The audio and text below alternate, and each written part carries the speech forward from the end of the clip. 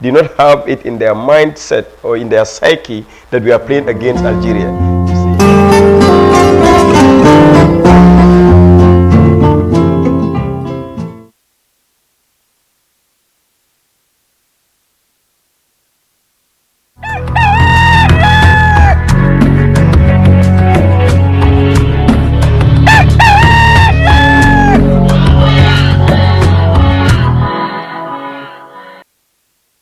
asalaamaaleykum mbokk yi ñu ngi leen naa nuyu seen tur ak seen sant di leen gërëm si topp bi di leen ne namoon nañ leen di leen dalal si seen beneen Good Morning Africa show fii nii si Wellingara nuñ ko dee defee rek every Monday to Friday 9 to 10 ñu indi leen ay xibaar yu wóor a wóor boole ko ay analysis tamit yu wóor ak waxtaan yu wóor ma bàyyi sama doom bi Amadou Kante moom it mu nuyu wanteeg yéen. waaw jërëjëf Fatmata maa ngi lay nuyu di nuyu ñuy seetaan fu ñu mënta nekk ci biir réew mi bi ci biti réew ñu amaat mbégte te tamit ci suba ci la ñu wax leen ne juma mubarak te ajuma la nag bés bu sell mu nekk nag mbégte bu baax a baax naka sa suba ndax lépp sawa alhamdulilah xanaa di yaakamte weekend bi rek xam nga nelaw yi teel ngay wax weekend waaw gis nga mu tal nelaw yi ak yooyu déedéet pour mun a rest rek xam nga man yaaram laa man yaaram laa waaw garaawut quoi xam naa daal weekend bi dafa mel ni am na lim ci nar daal mu wax na ay nelaw ay yooyu waaye daal mooy loolu daal waaye su ko defee kon niñ ko daan defee ànd ak yéen saa su ne rek ci programme bi indi leen xibaar yu am solo yi gën a fees tey ci biir réew mi waaye tamit am na yenn yi nga xamante ne nañ ci indi ay ponki waxtaane lépp lu nga xamante ne jàpp ne da yéen da ngeen ci am interest bu baax a baax fu ngeen mënta ne jamono ñu ngi leen di wax ne naka suba si te am yaakaar ne yeew ngeen ci jàmm jërë ngeen jëf Fatou. waaw Amadou comme niñ ko dee defee always ñu dem ak lii di xibaar yi. The committee looking into the Faraba Bantang Commission's report has recommended compensation of $1 million to each of the 3 families who lost their loved ones during the deadly Faraba shooting last year. Fight occurred between natives of Faraba village and paramilitary officials, during which 3 were shot dead and dozens injured. A commission of inquiry into the incident has indicated several paramilitary officials who were later charged with manslaughter. This was revealed by Ami Bojan Sisoho, the Director of Press and Public Relations at State House. We have more in this report. The committee looking into the Faraba Banta Commission's report has accepted compensation of $1 million Gambian dollars to each of the 3 families who lost their loved ones during the unfortunate incident last year. The committee is also reviewing the cases of those whose properties were damaged and the injured to determine appropriate compensation.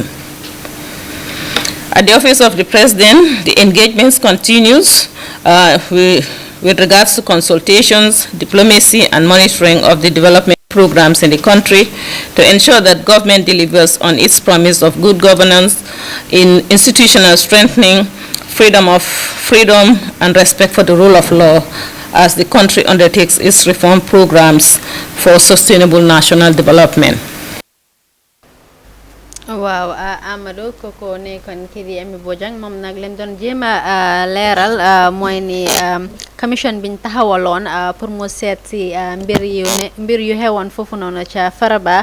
moom nag come na to the conclusion ne ñoom li ñu recommend mooy li di nguur gi mu jox ñi nga xam ne mooy victims yi seen families yi ku nekk li nga xam ne mooy $1 million as compensation for the damage caused and the lost lives. jërëjëf loolu foog naa ne lu am solo la te tamit foog naa ne ñëpp ñu ngi ko doon bàyyi xel di xaar after li nga xamante ne lu fa xewoon mu nekkoon li nga xamante ne ñëpp ñoo ko ñaawlu woon coow li tamit bari woon lool ci li aju ci xew-xew boobu foofu noonu ci Faraba Banta waa gannaaw loolu nguur gi jëloon si taxawaay ba njiiti réew mi président Barrow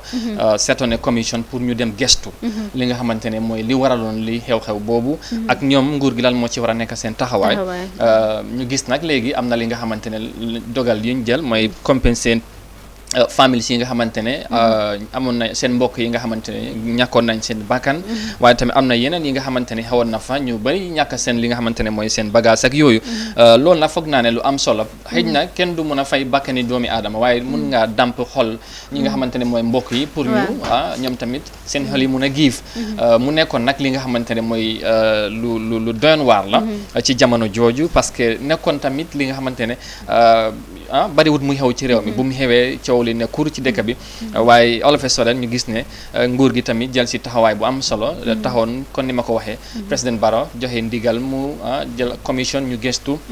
ñoom tamit ñu def si liggéey bu am solo ñu def recommendation ba loolu sax amoon na sax li nga xamante ne ñenn ñu ci amoon objection ak yooyu waaye with all that foog naa ne lii moo nekkoon jubluwaay bi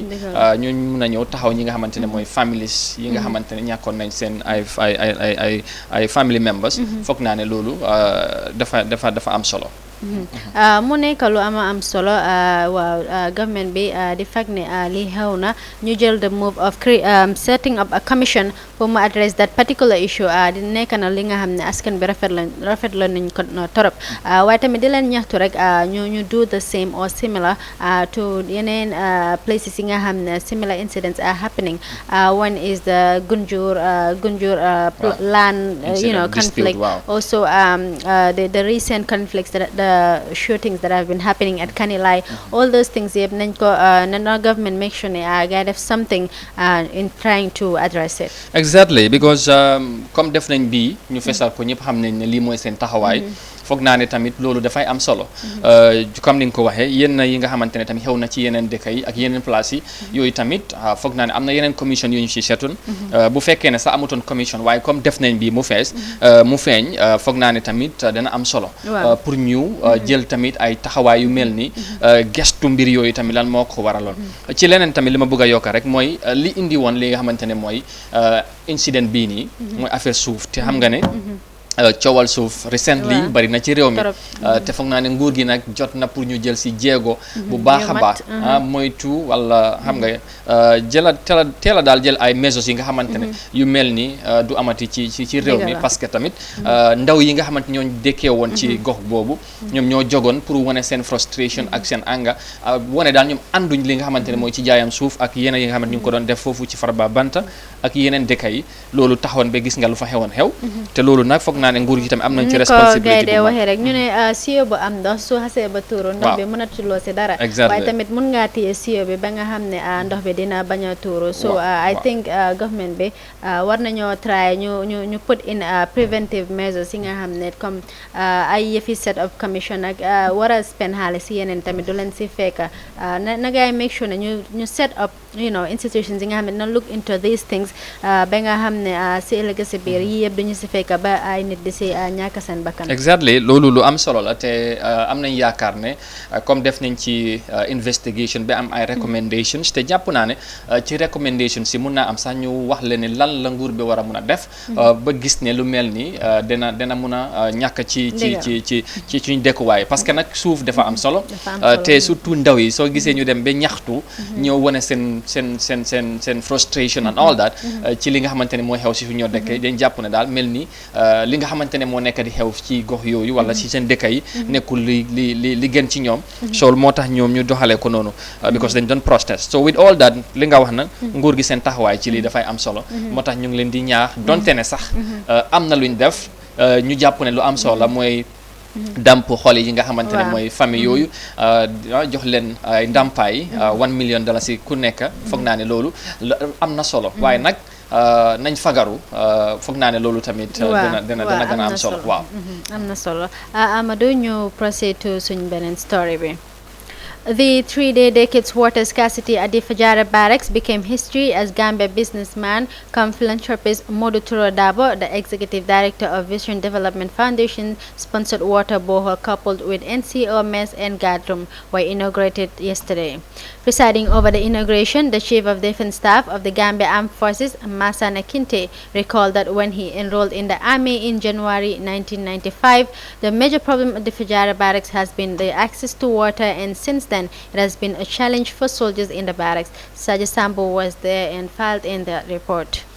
These remarks were made by the Chief Defense Staff of the Gambia Armed Forces, General Masani Kinte, Today at the inauguration of a newly constructed senior officers' mess, a water borehole and a guardroom house at the Fajara Barracks, solely sponsored by the Gambia's true son and richest philanthropy Modu Turo Dabo. CDA Skinte, who was the chief guest of honor, in giving his statement at the inauguration ceremony describing Modu Turo Dabo as a true son of the Gambia, said if the Gambia and the rest of the world can produce just 10 richest persons who had the heart of Modu Turo, hunger and poverty would be a thing of the past. It is difficult to have special words to be able to thank Turo Dabo, because he has been a true son of the land.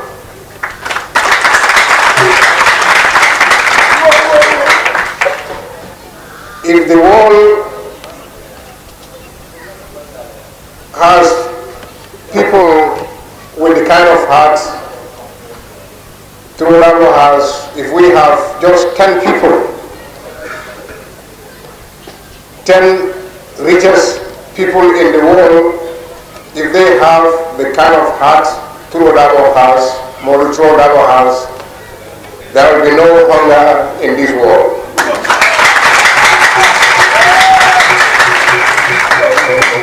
If we have 10 Gambians,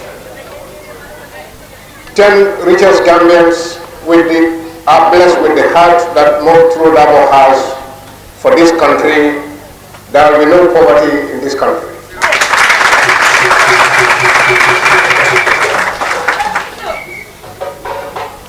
This is not because he has got everything under the sun. This is because he loves to care and share.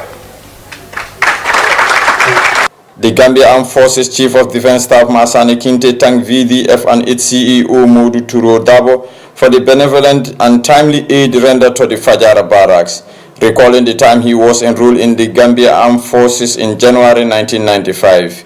That the major problem has been the access to water, and this has been persistent as a headache for Fajara Barracks for the past 20 years. This barracks, since I started working here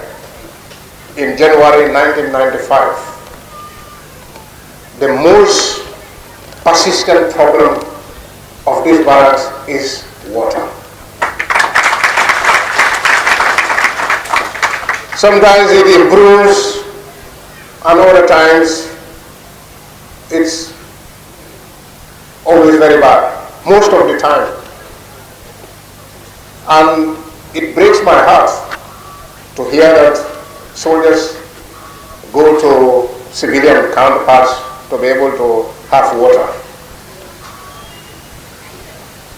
It is a security risk, and also you can inconvenience the community. Sugai Kamara, the deputy chair of the Gulf Wives Association, also took the podium to thank VDF and its CEO. She said the Gambia has a son who will go out there and bring projects in the country to help the women and the children. She said over the past 2 decades, their children would have to cross the road outside the camp to fetch water. But with the newly constructed 10,000 liters tank borehole, that would be history. Bari nga mosoto na Gambia banko ka men lafita Gambia eta nyaado ake projet ko samana molye men yalon ko sinin sama ntele musol men be kala nya bata dati aka burka adati dulari men ka da Turo Dabo dina konto ndiro ba fukara tele ma kenneke ya Dabo la siyo ya ko no anata projet ko samana mole jam me yalon kay bo holo mole jam nyim bo holo kata ntele kontano ret munanna kata nya kontano jannem bo holo kanaja jiko kan tel batande le Fajara Barracks na dinni wol kam manole kundu yata Amadou Samba yata jibio la je anindula kote mala nindula kote ngol banim bo holo natan na jam jiko sa kole anyaawonya atem batandila abe do ko talala ntoliyele abe do ko talala na dimbayaye ay kayro sabatin ni nyaja. Sokai further challenged the CDS to help them run pipes from the borehole to their residents and rehabilitate a forbidden structure for their children who are less privileged to access education used as a skill training center. Andum beleba o ma koy ro dan la momo do amanke ta CDS damati nin sa so no momo ya la ke ye dan yemma ko ya to na jang na du to ko to buma la beje buma me yalon ko amantara yuska andum tel kampo ko na jang na dindi won so do janne me yalon ko izata karam mo to jita imando ku so to siri andu momo kala fini le di way jido ko la ay ji karam moto ay do ko ke ay ete ma ko ete mu fati ani ete mu fati pour la bata da tala but still now o bata bentel kanjande. The high-powered entourage then left for the official cutting of the ribbon road to signify the dawn of a new era at the Fajara barracks, followed by the opening of the borehole and a tour to the guard room behind the surging line. This latest development serves several, among which Vision Development Foundation has sponsored to the Gambia Armed Forces in various sectors of the army. Modu Turo, the CEO of the Vision Development Foundation, have promised the women of Fajara Barracks a cash of over $100,000 to extend running pipes from the borehole to their resident houses. Sergio Sambo reports for Africa TV News.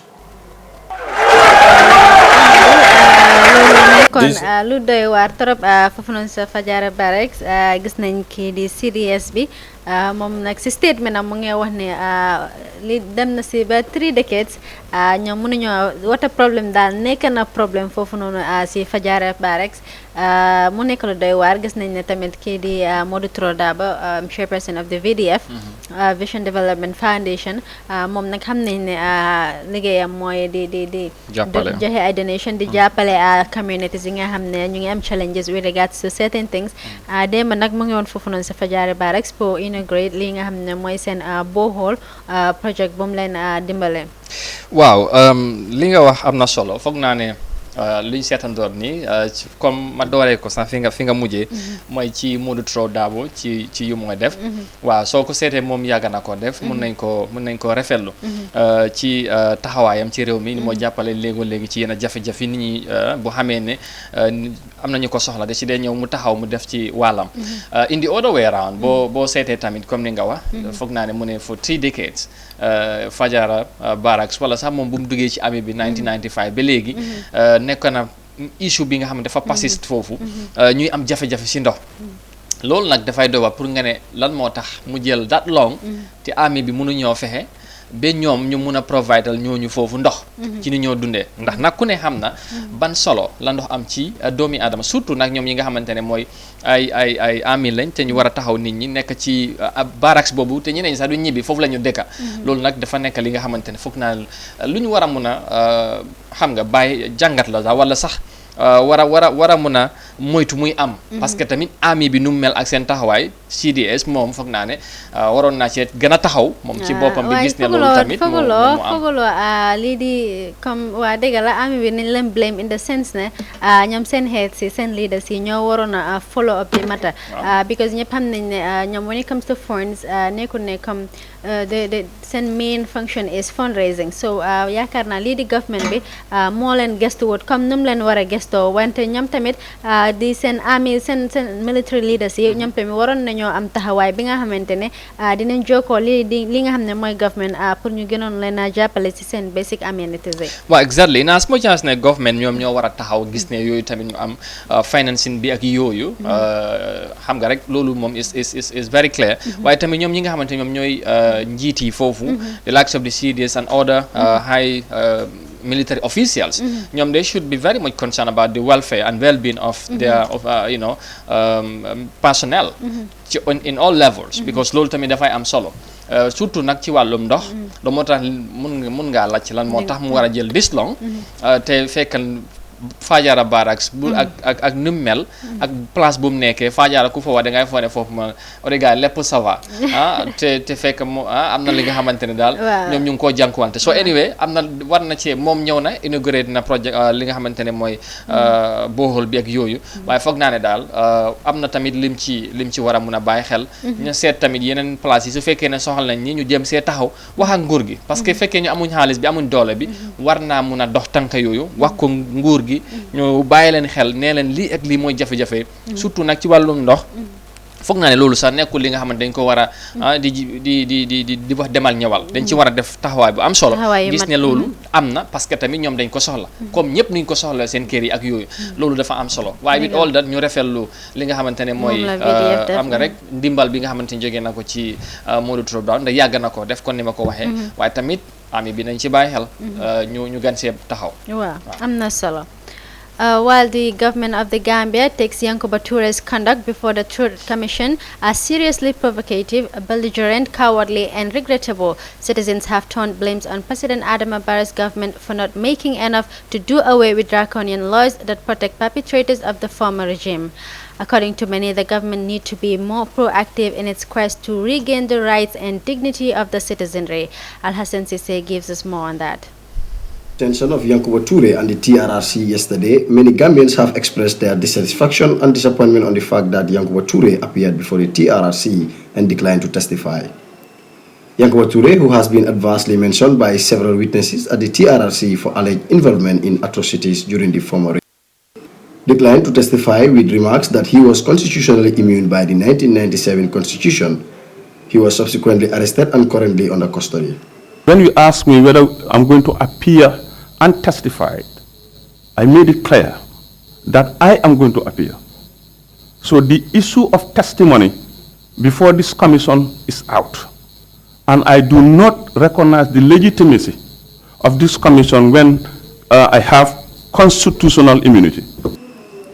This raised concerns within Gambians home and abroad over the Indemnity Act, which many accuse the current government of lacking the commitment to change the draconian provisions of the Constitution. On the side of a Gambian human rights activist based in UK, Mr. Suleiman Ben Suare, the Indemnity Act was hired by the former regime to protect themselves from being accounted for the atrocities they've committed, and it was not in the interest of Gambians. But the responsibility fell on our leaders to make sure the right thing has been done. When we uprooted the dictatorship, when we uprooted the dictator, we were meant to uproot the dictatorship. And in order to uproot the dictatorship, we needed to dismantle the systems of the dictator. And that systems of the dictator was enshrined in the laws of the Gambia, were enshrined in the constitution of the Gambia. It didn't make any sense to say that we were going for a system change or we were going to uproot a dictator whilst not going through the constitution to make sure that constitution is fit for purpose, that constitution was fit for a democracy. He further blamed the current Barrow administration for not taking the right procedure in the system change it has been advocating. He remarked the Barrow government ignored the bad laws because of their interests. We should remember, why did the dictator, even when the 1997 Constitution was introduced to the Gambian people to vote for, there was no indemnity. There was no indemnity for prosecution. The indemnity for prosecution came after our students were killed. After our students were killed, they brought the indemnity because of a brave citizen stood, Mr. Sabali stood to prosecute the executive on that act, and they have to rush to bring that indemnity law. Then that indemnity was enshrined in our constitution by a criminal executive. It wasn't passed to the Gambian people. The Gambian people never voted for that indemnity law. That indemnity law is unconstitutional. That indemnity law is against God's law, is against man's law. There's no human being should be indemnified for mother. He also pressed on the political party leaders to summon an emergency session to encourage their MPs to pass a bill which will scrap the bad laws. Today, in a press release, the government appeals to all citizens to remain calm, be law-abiding at all times, and respect Mr. Toure's constitutional rights to due process and fair hearing. It added the Barrow government respects the right of all citizens and accused persons to fair trial no matter how heinous the crimes they may have committed, and all accused persons are presumed innocent until proven otherwise. Equally, the Gambia government reiterates its condemnation in the strongest terms. Mr. Yankuba Toure's actions are shameless and affront to the conscience of the nation and utterly insensitive to his victims and their loved ones, assuring that Yankuba Toure's action will not go unchallenged. Reporting for iAfrica TV News, I am Al-Hassan Sise. Well, as you heard in the last part, the government condemned Yankuba Toure's actions before the TRRC. In the same vein, they've also given a press release dated June 27, and it reads as follows. Following the unfortunate incident involving Captain Yankuba Toure, a retired former minister and member of the defunct Armed Forces Provisional Ruling Council, Junta, and the TRRC yesterday, the Gambia government appeals to all citizens to remain calm, be law-abiding at all times, and respect Mr. Toure's constitutional rights to due process and fair hearing. While the Gambia government takes Mr. Toure's conduct before the Truth, Reconciliation and Reparations Commission as seriously provocative, belligerent, cowardly, and regrettable, citizens are reminded that the culture of mob justice associated with the past dispensation is not consistent with the democratic values and aspirations of the Gambian people that led to a peaceful democratic change in December 2016. Therefore, citizens are urged to always remember that Barrow government respects the rights of all citizens and accused persons to fair trial no matter how heinous the crimes they may have committed, and all accused persons are presumed innocent until proven otherwise. Members of the public are therefore urged to resist the temptation to be violent, as evident in the unfortunate spectacle that unfolded at the Karaba police station, where an angry mob armed with projectiles and sticks threatened to hurt Mr. Toure following his cowardly refusal to cooperate with the TRRC. The Gambia, as a democratic country, respects the sanctity of human life, the rule of law, and constitution due process, and has strong institutions and legal instruments that are better suited to deal with all cases, no matter how complicated. It is therefore wrong, ill-advised, and illegal for members of the public to take the law into their own hands to settle scores with alleged human rights violators. The Gambia government reiterates its condemnation in the strongest terms. Mr. Yankuba Toure's actions as shameless and affront to the conscience of the nation and utterly insensitive to his victims and their loved ones. Equally, President Adama Barrow reiterates his unflinching support to the TRRC, the victims, families of past human rights violations, and urges all potential TRRC witnesses to respect the letter and spirit of the Commission and be totally truthful in their testimonies. Accordingly, members of the public are assured that Yankuba Toure's actions will not go unchallenged. Meanwhile, Toure remains in protective police custody for his own safety, and the Gambia government applauds the bravery and diligence of the police and security forces for the discipline and superb sense of professionalism demonstrated during the incident. Signed, Ibrahim G. Sankare, the Gambia government spokesperson. waa Amadou loolu nekkoon press release bi nga xamante ne moom la Gambia government bi release kii ko fesal nag mooy Ibrahima G. Sankare government spokesperson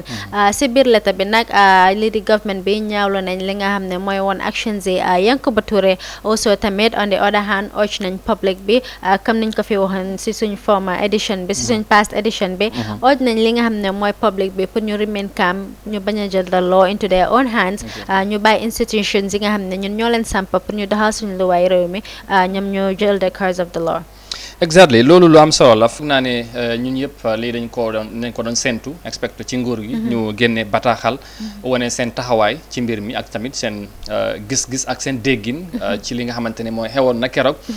foofu ci TRRC bi comme ni nga ko waxee ñaawlu nañ ko fu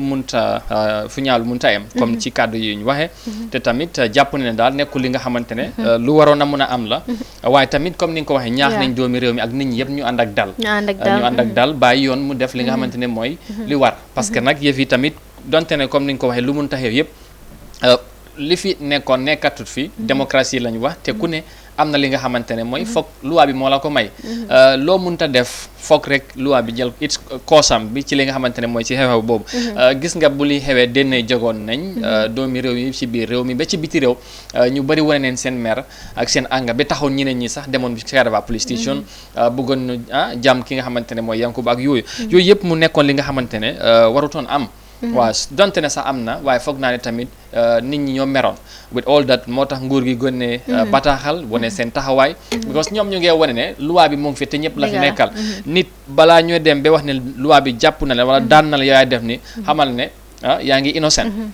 te loolu nag foog naa ne foofu lañ tolloogun te ñoom ñu ngee wane ne nguur gi moom nañ jël seen taxawaay bu mot sek ci yëf yi te tamit dégg nga nit ñi nuñ doon réacté ñu ngi wax ne nguur gi nañ fexe ñu def luñ mun ba gis ne nit ñi luñ expect ci yëf yi dina am mooy mu leer ñu xam ne wanante fan lay mujjee ak botam te foog naa ne loolu dafa am solo li ci mën ta xew daal foog naa ne wax nañ ko keroog nit ñi nañ dal ñu xam ne affaire yi moom nekkul ne yow li mun ta xew yow yaa jël loi bi sa bopp nga def lu la neex foog ñu bàyyi xel tamit loolu parce que loolu dafa am solo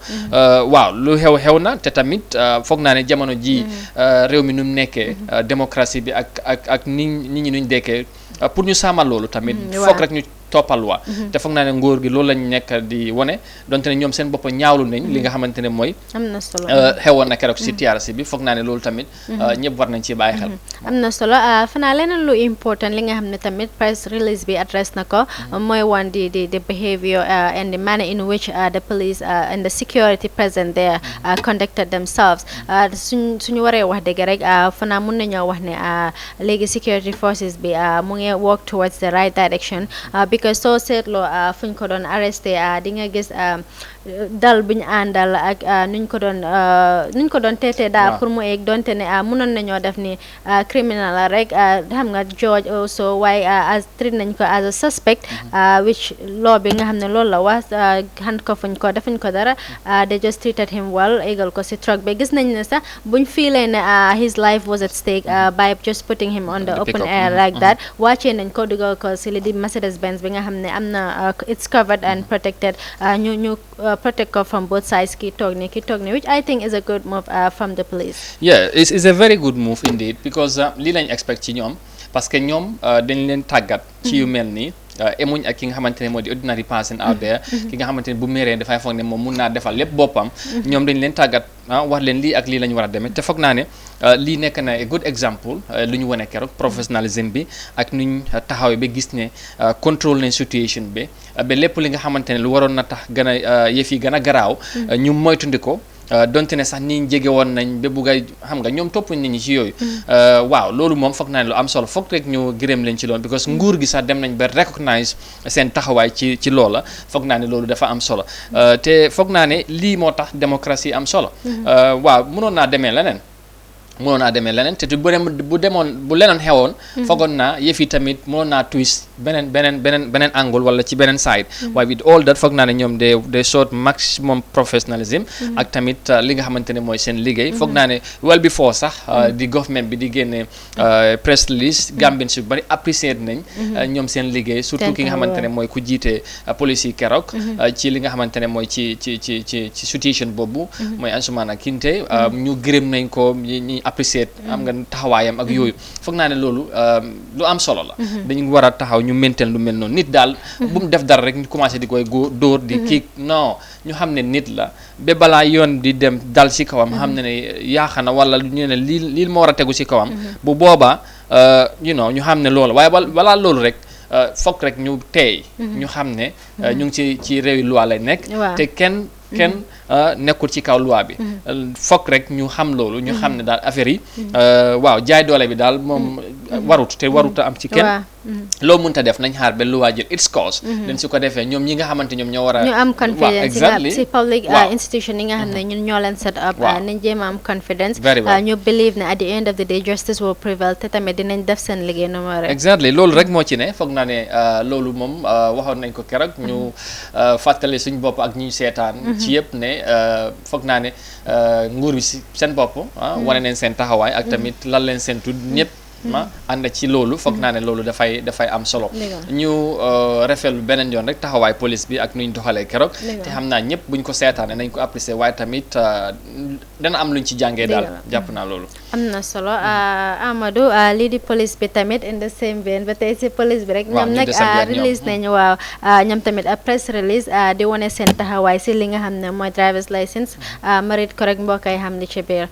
The Office of the Inspector General of Police hereby informs the general public that beginning Monday, 1st July 2019, it will conduct operations to scrutinize driver's license, number plates, and other motor vehicle requirements to ensure compliance with the Motor Traffic Act and regulations. Accordingly, all drivers are urged to carry along their driver's license when driving to avoid unnecessary delay at various checkpoints. Equally, vehicle owners and drivers are hereby reminded to never permit individuals without prescribed categories of licenses to drive their vehicles, as that amounts to an offense under the traffic laws and regulations. Similarly, vehicles registered with private number plates and are currently used for commercial purposes are strictly warned to desist from such practices, as any driver found wanting will be dealt with according to the law. In this regard, the Office of the Inspector General of Police solicits the cooperation of all drivers to ensure safety on our roads. ASP Lamin Jai, Public Relations Officer. Koko nekk public relations officer moom nag tur moom la release bi génnee mu nekk tamit Africa's contributor moom nga xam ne saa yuñ ko solee daf dee teew gën a yaatal mbir mi si xew-xew yu dee xew si dëkk bi waaye li ci gën a am solo mooy lii di police ñoom nag génne nañ release di wane ne képp koo xam ne sa driver's license nekkul intact rek na nga fexe réglé ko because from now on dañoo jël stance bu taxaw dinañ taxaw fu dëgër pour ensure ne loolu noonu difficult yu de face lono dinañ si génn also leneen lim fesal mooy ne di jël sa moto jox ko ki nga xam ne amul driver's license di ko dawal te gis nañ ne loolu dafa bëri especially si li nga xam ne mooy borom kër yi di nga gis koo xam ne borom kër boo xam ne mi ngi amee moto waaye doomam amul driver's license mu jël moto bi dawal te young boys la dee nekk nga xam ne seen driving skills melut noonu ñu nekk si trafic bi di def loolu di drive rough and all that so fa naa loolu yëpp askan bi war nañ ko bàyyi xel waaw bu baax a baax li am solo la foog naa ne police yi bataaxal buñ génnee am na lu solo li nga xamante ne wax nañ ko ci te jàpp naa ne tamit ñoom ñi nga xamante ñooy driver yi ñuy dawal moto ci kaw tali bi nañ ci bàyyi xel waaye surtout fi nga laal foofu dafa am solo mooy borom private moto yi nga am moto sa kër benn ñaar wala benn sax nga wàcc paak jékki-jékki rek nga bugg a yónni sa doom te amul driving license yooyu dafay doy waar te mun na am tamit soo gisee ñu bugg a def taxaw seetlu bi bugg a ñëw am nañ seen kayit yu mot ak ñi ko amut mooy recent di gis nga xew-xew yi accident yi bari na ak yooyu te foog naa ne loolu tamit dina xam nga waral ñoom tamit ñu ne nag waruñoo xaar ba période bi nga xamante ne usually wala normally time boobu lañ doon dem ci kaw tali bi at bi bu jeexee 3 months after ñu commencé dem ci kaw tali bi laaj ci ay kayit ak yooyu waaye gis nga we are always midway ci biir year bi so ñu feel ne maybe it's high time tamit ñu demaat ci kaw tali bi seet xëy na because war naa jàpp jamono ji driver bu nekk war ngaa am sa kayit yu mat because iya bi léegi sori na ci loolu su fekkee nag yow si diggante bi am nga ci moto amuloo te ngay dawal wala nga am sa private di dawal yooyu dafay doy waar surtout nga gis xale yu ndaw fooguloo tamit police bi tamit war nañoo gën a taxawaat si li nga xamante ne bari na fi mooy ne di joxe driver's license si nit yi nga xam ne sax xëy na qualify yuñ boobaa fa naa balaa ñoo joxe driver's license war nañoo request certain documents yu tangible documents yi nga xam ne dina prove ne kii dem na driving school complete na and then am na certain dem na ba si certain level bi neen right now mun naa dawal si traffic bi like any other driver fu naa loolu yëpp lii di police traffic unit bi war nañ koo seetlu bu baax waaw war nañ koo seetlu bu baax parce que kon li ma wax rek xam nga dafay doy waar léegoo léegi nga dem ci kaw tali bi nga gis yeneen action yi yeneen dawalin yi dafay doy waar te loolu yëpp li ko waral mooy ñeneen ñi dañuy naka la ñoo amee licence xëj na dafay yomb ak ñoom te loolu tamit foog ñu seetaat ko process bi ak naka la requirement yi ba ñoo joxe licence yooyu yëpp nañ ko war a because time boobu dama doon dégg testing def doon am balaa ñoo jox nit licence da ngay dem ñu test la bi xam ne you ay qualified driver ñu soog laa jox li nga xamante ne mooy licence waaye nga nekk apprenti nga dem ci garage bi nga dem waaw nga dem dawal rek yow nga jékki-jékki rek sa boss mu nekk ni mun naa nga ne ngay rab dama bëgg a raba licence ko raba booy xamal ne loolu dafa garaaw te foog naa ne in as much as they have bëgg nañu jël ay measures go back to the road wala ci tali bi check some of the things yu ñu wax it's good though waaye tamit the most important thing comme ni nga wax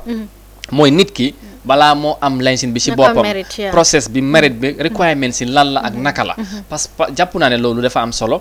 pour ñu bàyyi ci xel bu baax a baax waxuñ ne nag defuñ ko waaye foog rek ñu gën see taxaw parce que nag jamono ji waaw accident yi bari na te nit ñi jàngee tiit gis nga recently lu xew ci yoon yi foñi bi driver bi sax dégg nañ du borom moto yi moom moo doon dawal so yooyu yëpp dañ ko war a moytu muy am borom moto yi tamit su fekkee dawal nga moto ba sonn paakal waaye siirumaan yi nii joxe fale yow kii xamuloo ndax xam nga dafay living at the end of the day jéew ji dafaa dem ba am ba pare ñu ne ndekete kii sax du lii kii du laa fekkee lu xew na ba pare so I think it's a very very good step we hope ne it would have a positive impact ci yoon bi tamit loolu foog naa dafa am solo ñu am yaakaar rek xam naa ne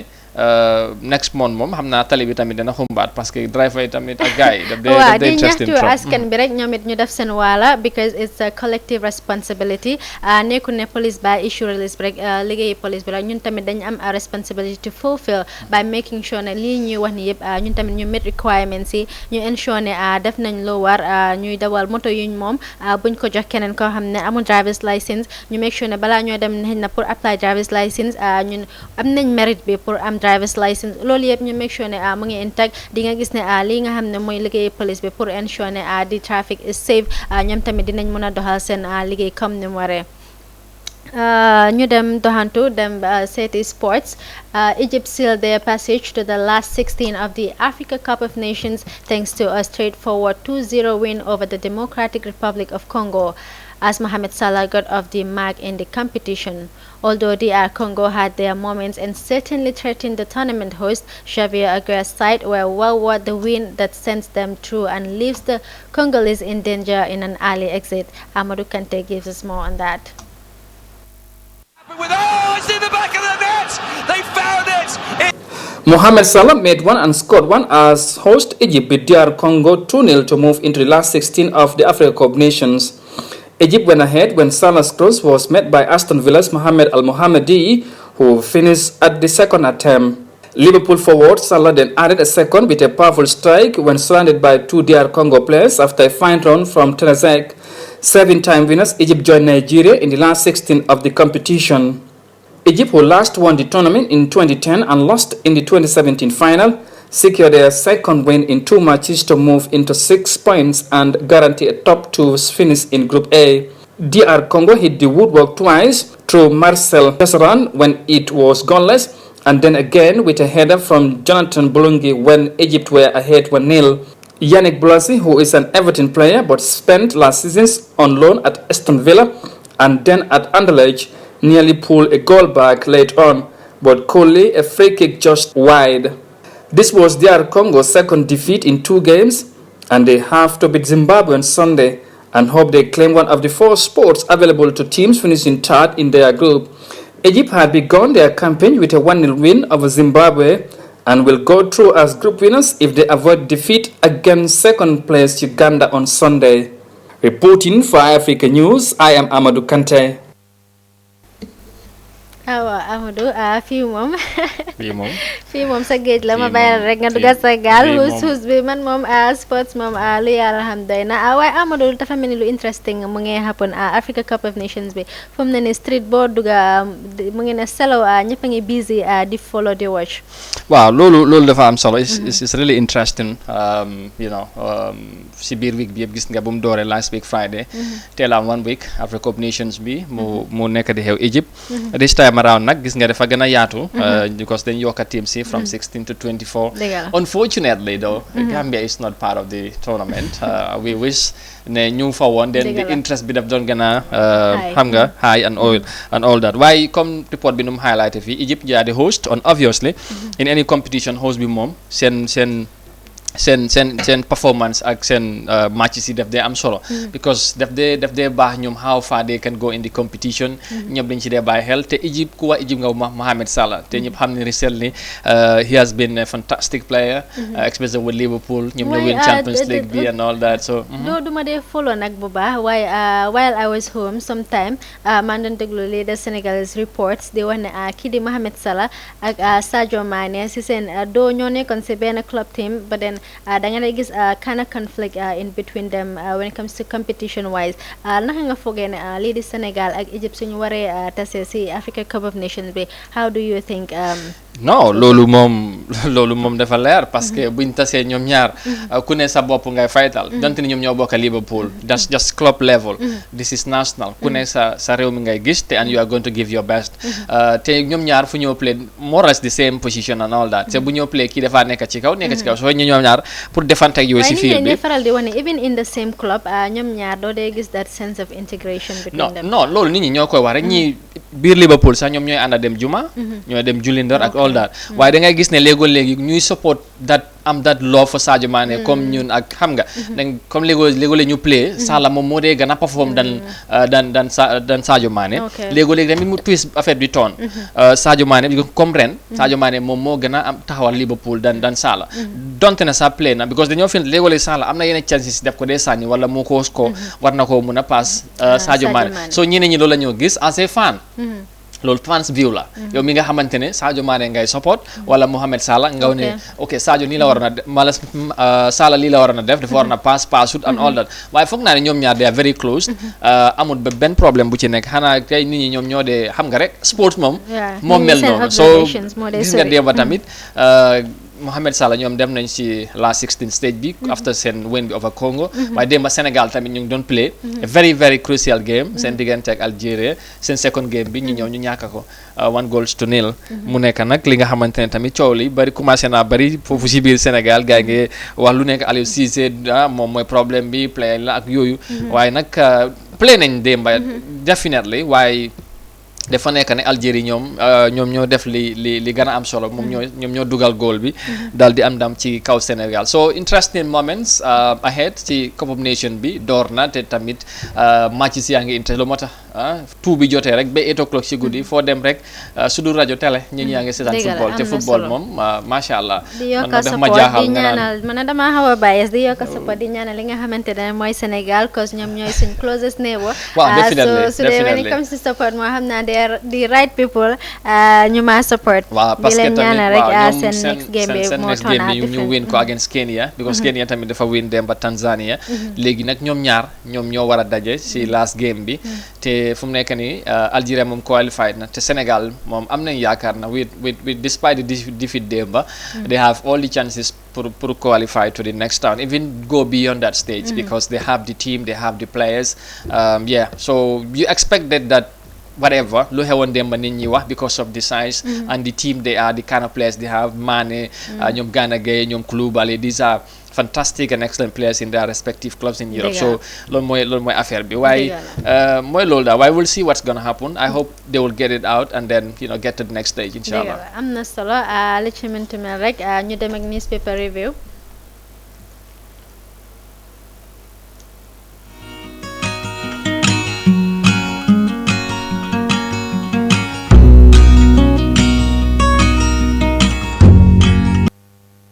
waaw dinañ dem ak lii di Standard newspaper ñu ridaleen rek li gën a fees ci seen front paper bi The Chief Justice takes drastic steps to decongest remand wings. Government denounces Yankuba Toure's behavior at TRRC. Police announces massive traffic compliance checking. BCC secures over $150 million EU funding to develop Banjul. Barrow reacts to Yankuba's TRRC saga. ñu dem si li nga xamante ne moo gën a soxal nit ñi si li nga xam ne mooy Standard newspaper. The Chief Justice takes drastic steps to decongest remand wings. Chief Justice Hassan Jallow has tasked all courts to accomplish fair and speedy hearing of all criminal cases that are pending at both the High Court and Magistrates Courts in the country. Honorable Jal's position was conveyed in a press release yesterday. According to the statement, the Chief Justice move is triggered by reports from prison authorities indicating that the number of remand prisoners at Mile 2, Jeshwang and Jinjambur prisons stood at 309, which includes several women. The High Court has 121 pending criminal cases at the magistrate courts, over 700, the statement revealed. Accordingly, the Chief Justice has directed that all courts to devote the month of July 2019 to the hearing of only criminal matters, particularly those involving prisoners on remand. Loolu nekk lu am solo Amadou kii di Chief Justice moom nag mu ngi ñaxtu li nga xam ne mooy courts yi ñu fast track cases yi nga xam ne am nañ already people yi nga xam ne ñu ngi si remand wing bi fële si prison si pour seen cases yi fast track su dee dañ leen a convict ñu convict leen su dee amuñ any case against them ñu let them go free fana am na solo cause some time back during the TRRC site visits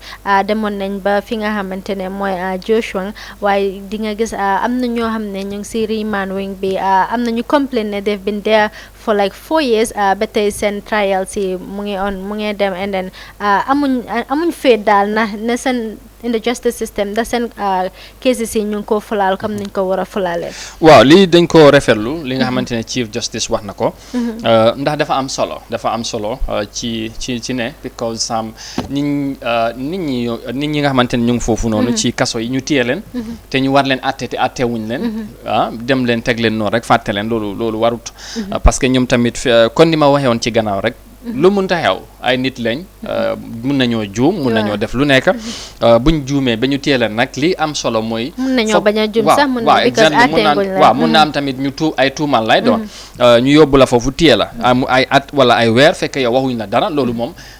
defi na ni dafa doy waar foog naa ne bu demee ba mu sollu loolu xam ne kees yi ni yëpp ñu ngi fa te ñu war leen atte foog naa ne loolu dañ ko war a gaawtu def ko ñi nga xamante ñoom ñoo fa nekk te ñu téye leen ñu xam ñu xam fan la ñoo féete ay dañu téel ñu àtte la ñu bàyyi la wala ñu àtte la ñu tëj la bu boobaa yow sa bopp ak sa mbokk yi dañu xam ne lii moom moo ci ne waaye su fekkee ñu ngi la fa téye yow doo firi sa mbokk yi duñu la firi parce que kenn du seetaan ñu téye jàpp sa mbokk ñu nga bàyyee ko noonu da ngay dem di ko seeti di ko yóbbul yéen ak yéen a yooyu te yooyu yëpp balaa mu ci gën a yow xam nga yàgg wala di gën a bëri ci kaso yi foog naa ne comme ni mu ko waxee dafay am solo bu baax a baax pour ñu bàyyi loolu xel so ñu am yaakaar ne comme wax na ne weeri July bi nañ devote seen time ci loolu I feel ne they will put it into action fekk du nekk wax rek kese ñu feel ne daal ñoom ñi nga xam ne dañ leen téye surtout jigéen ñi nag loolu dañ ci war a bàyyi xel definitely waaw ñu dem ak suñ next story bi BCC secures over 150 million EU funding to develop Banjul. The European Union $150 million to the Banjul City Council yesterday to support the development of programs of the city for the next 3 years.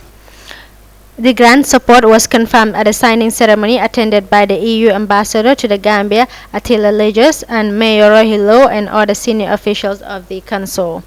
It comes barely months after the launch of a major construction project for the rehabilitation and construction of the city's drainage, sewage, and road systems. Loolu nekk grant bi nga xam ne lii di BCC receive nañ ko from EU rek pour the development of Banjul waaye si diir statement ni kii di Rohilo moom nag oo na ñëpp pour ñu jàpp si because project bi within 3 years war nañoo xaalis bi within 3 years war nañ ko use to the development of Banjul if not xaalis bi lii di EU dinañ jëlaat xaalis bi si ñoom.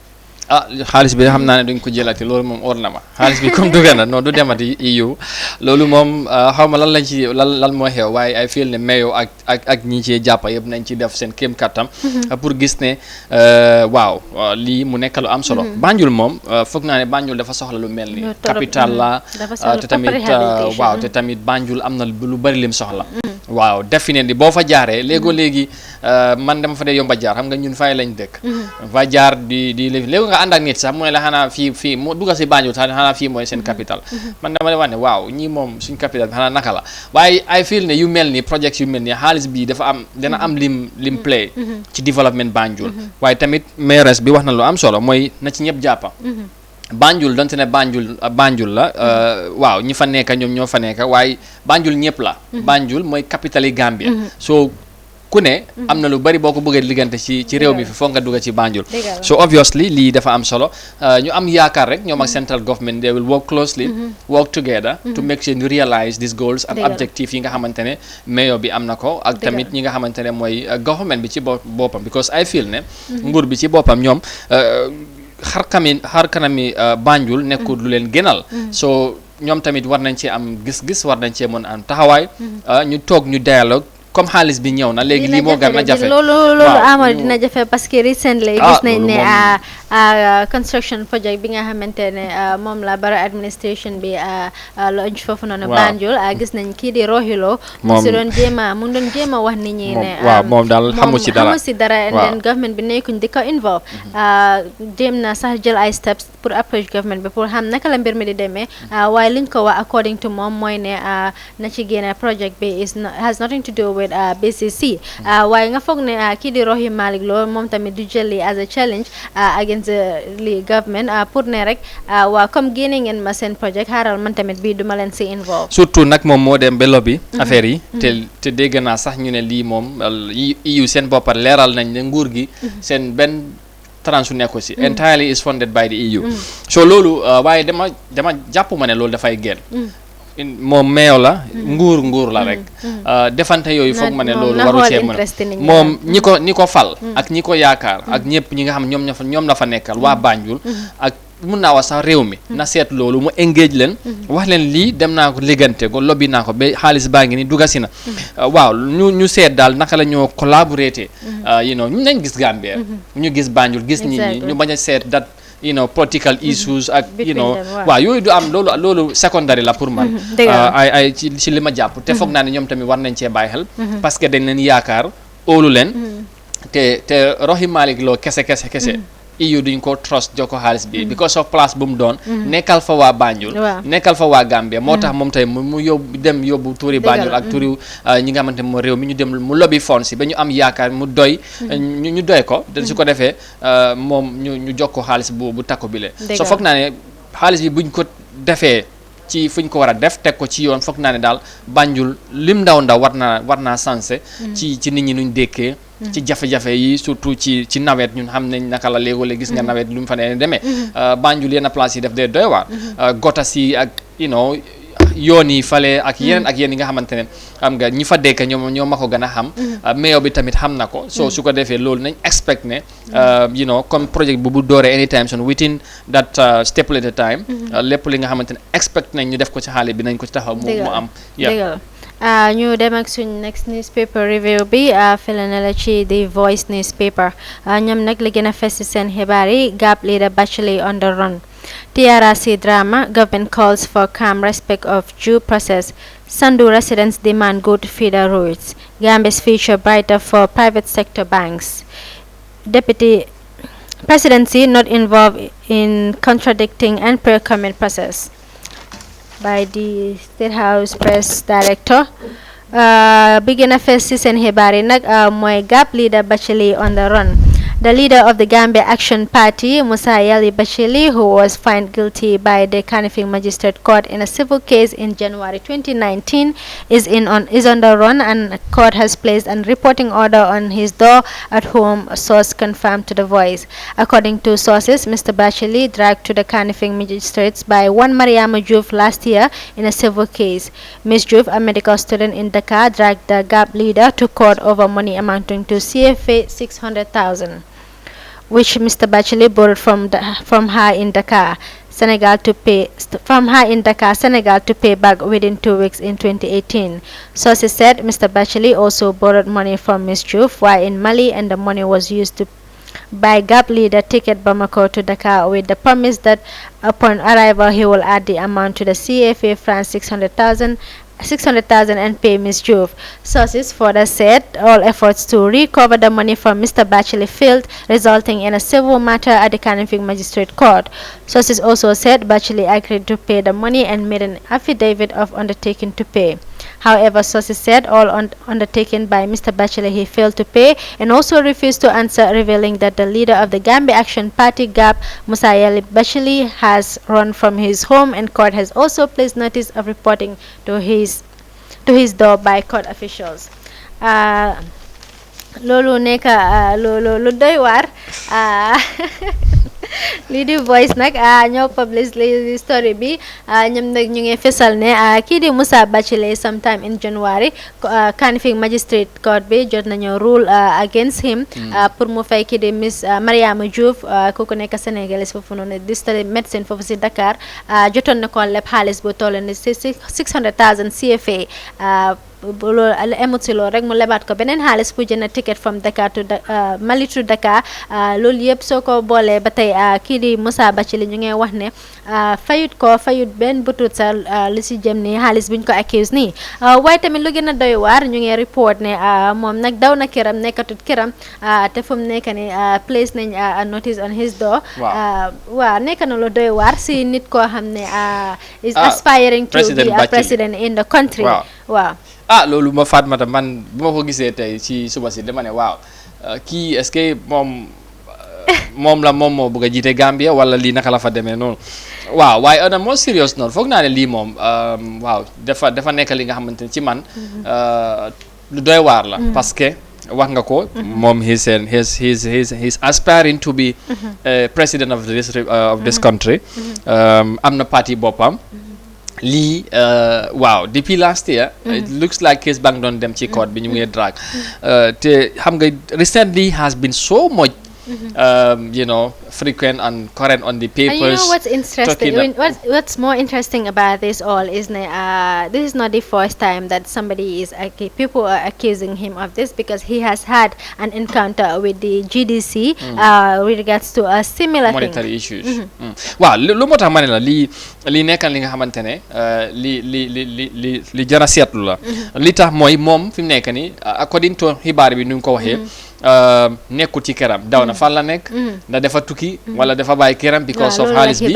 loolu yëpp nekk na li nga xamante ne lu beneen affaire la waaye li ci gën a am solo man mooy kii nekk na kenn ki nga xamante ne foom na parti am te am na ñi nga xam ne ñu ngi ci gannaawam te recently wax naa la dafa nekk ki nga xamante ne dafa frequent ci paper yi mu ngi wax te joxe na deadline nguur bi foog ñu génn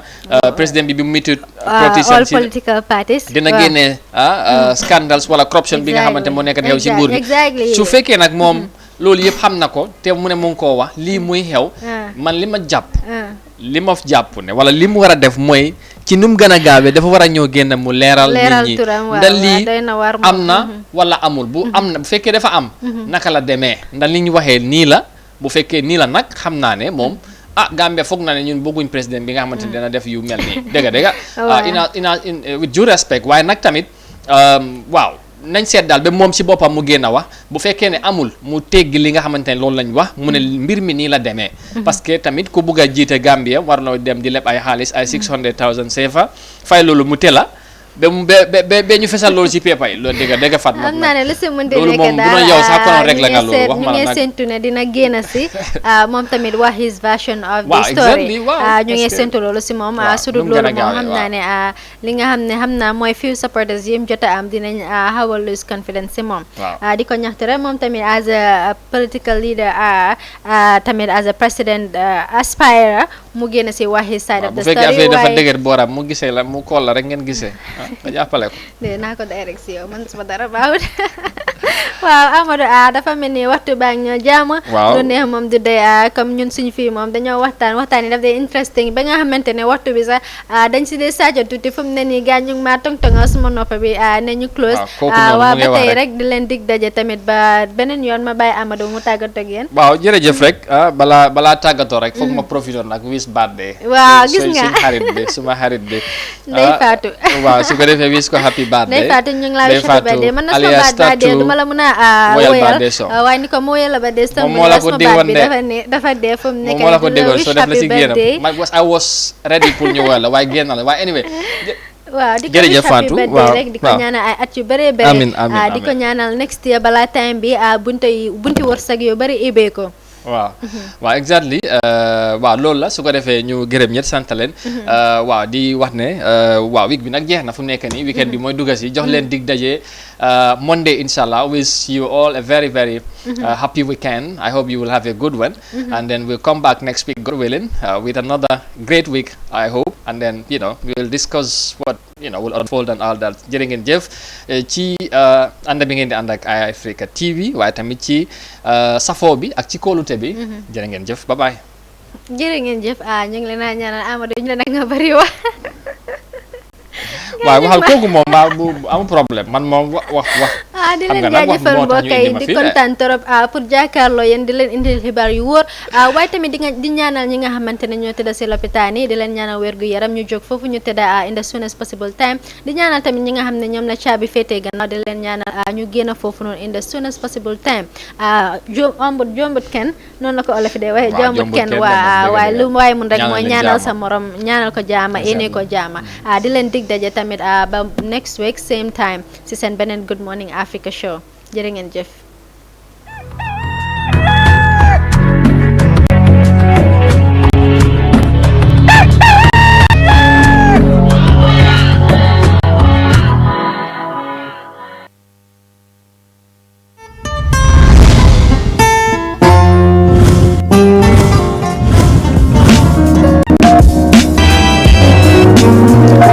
Over electoral rigging rocks Zimbabwe as the country.